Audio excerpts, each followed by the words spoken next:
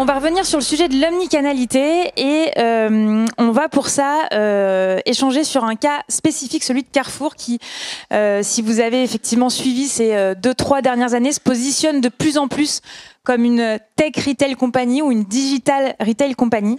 Et on va essayer de comprendre comment et pourquoi, et notamment avec l'un de leurs partenaires, avec Vtex. Et je vais laisser la scène à Julien, qui est Head of Alliances Western Europe, à monter sur scène.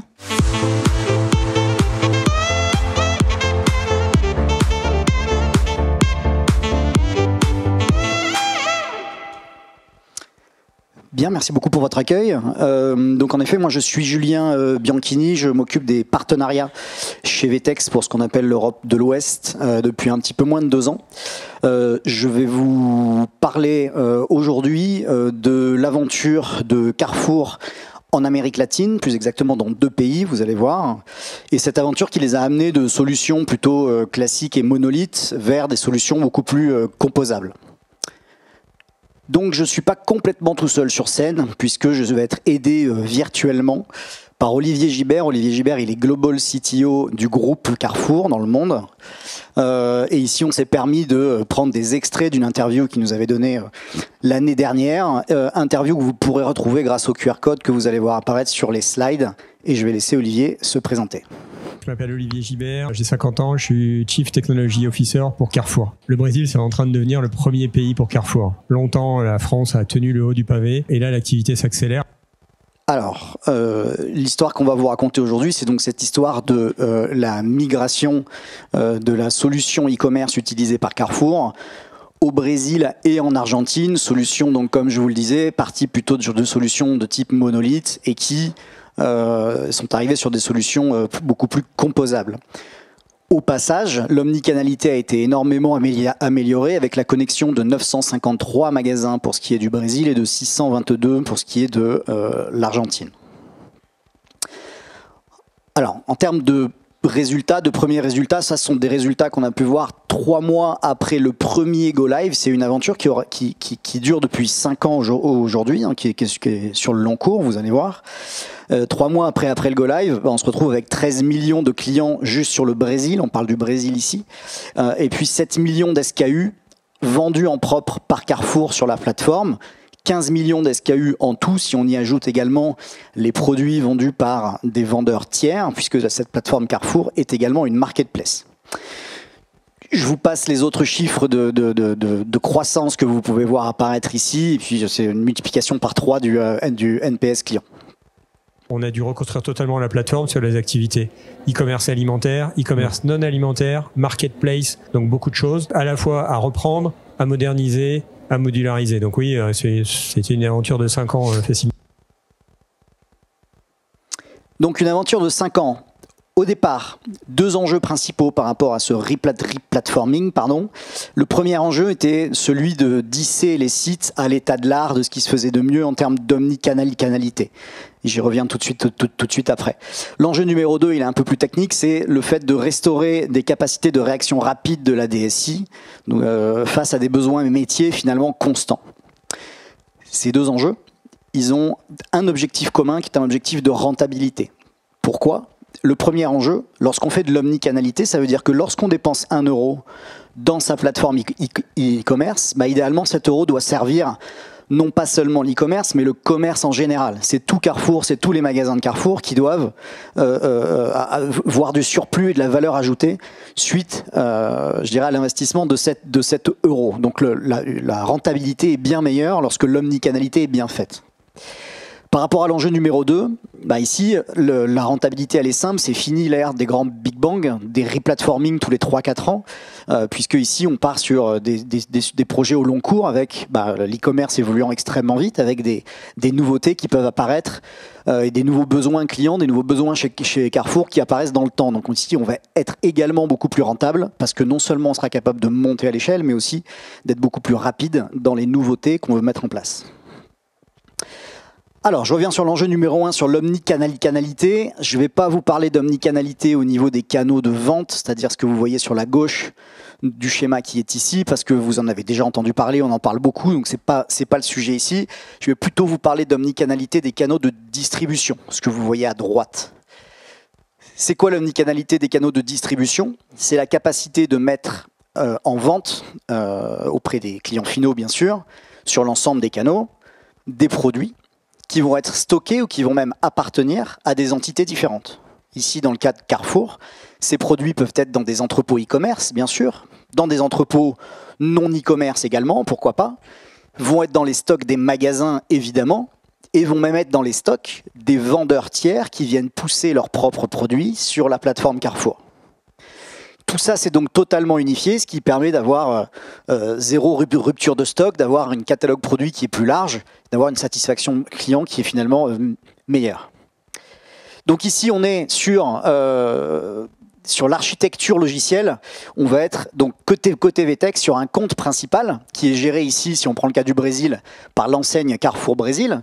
Et ce compte principal va être en charge du front, donc de ce qui est utilisé par l'utilisateur final, va être en charge également du catalogue qui va redescendre sur les comptes secondaires en dessous, va être en charge également des promotions au niveau national et va être en charge aussi des méthodes de paiement.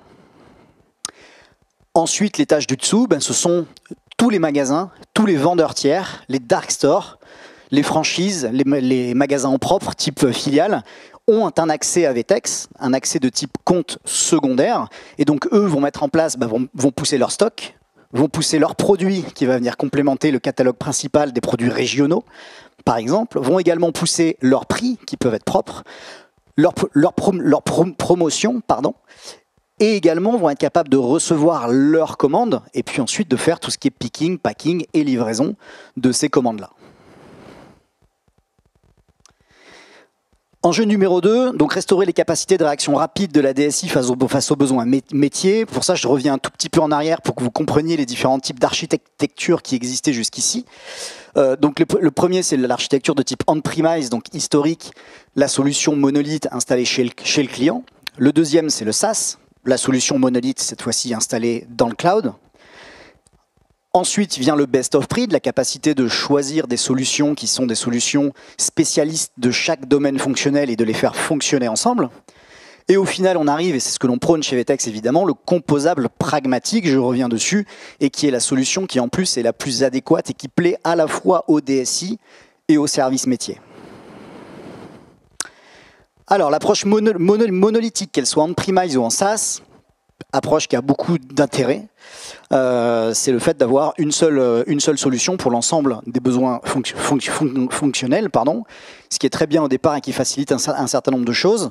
La problématique parfois que l'on a, c'est qu'au fil du temps, on y ajoute du développement spécifique, parce que des besoins, il y en aura toujours, ils vont toujours évoluer. On y ajoute des intégrations avec des solutions tiers dans des technologies qui ne sont pas vraiment faites pour ça, et on se retrouve avec le replatforming au bout de 3-4 ans.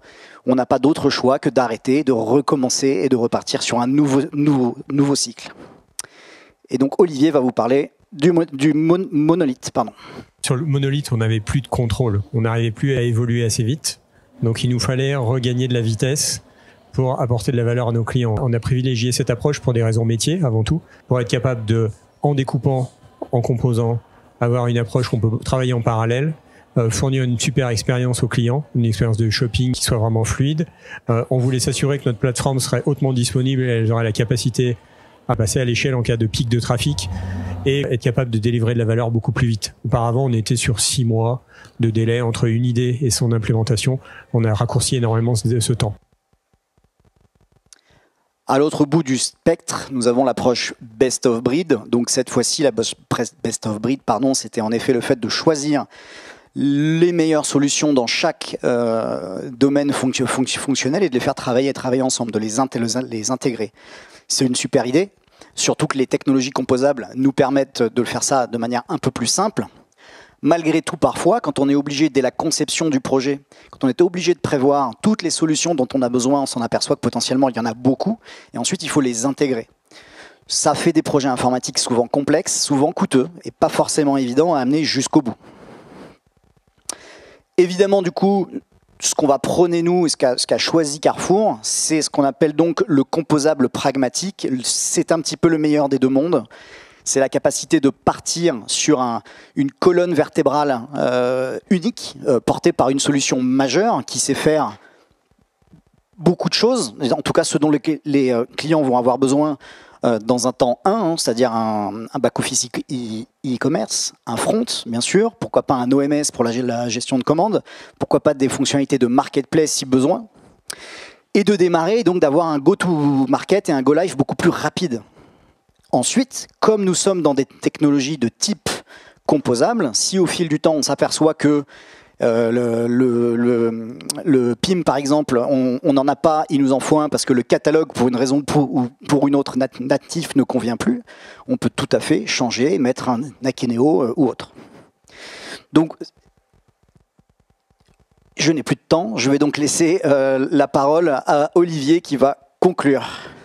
Le bénéfice, c'est de garder de la souplesse, c'est-à-dire qu'avec un monolithe, on doit tout prendre. On n'a pas le choix, le moteur de recherche est pas bon, voilà, faut faire avec. Quand on a une approche composable, on peut se permettre de dire, tiens, cette partie-là est pas terrible, je vais la remplacer, soit par une solution d'un autre vendeur, soit par quelque chose que je vais développer in-house. Donc, c'est cette souplesse-là qu'on a. Je pense que la composabilité, donc le fait de découper un système e-commerce en différents morceaux permet aussi d'avancer en parallèle, d'avoir des équipes qui sont chacune sur différents sujets, donc de délivrer de la valeur beaucoup plus vite.